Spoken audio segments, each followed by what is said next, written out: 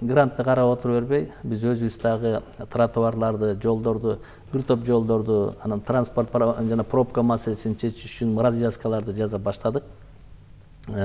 Ага УКСка 368 миллион сом биз бюджеттен караганбыз. ОГУКС жыл массивтерге 600 миллион сомго жакын, почти 1 миллиард сомго жакын биз дагы бюджеттен карап отурбай, жалаң эле грантты карап отурбай, ушу жол маселесин, тротуар маселесин чечели деп иштеп атабыз, иш жүрүп атат.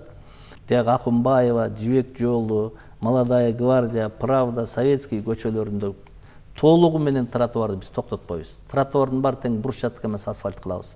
Ошол жерде эми дагы ушул жерден маселе чыгып атат. Азыр биз Советский көчөсүн баштайлы деп атабыз. Тротуардын бул күнбатыш жагы жасалган, күнчыгыш жагы жасалган.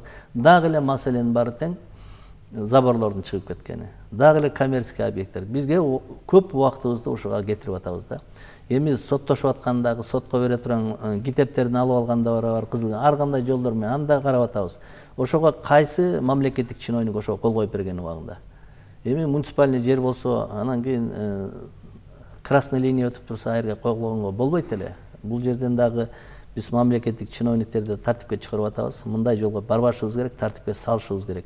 Бирок бул качан болот, ылдамыраак болсо болот эле дегендерде ар кандай сын пикирлер бар.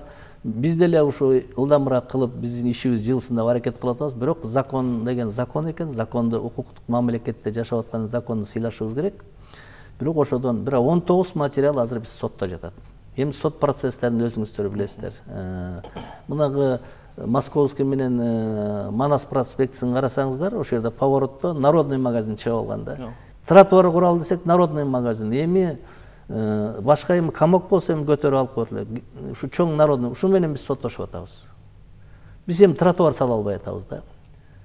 Анан ушундай көп маселелер бар, бирок убактыбыз гана көп кетип калып атат.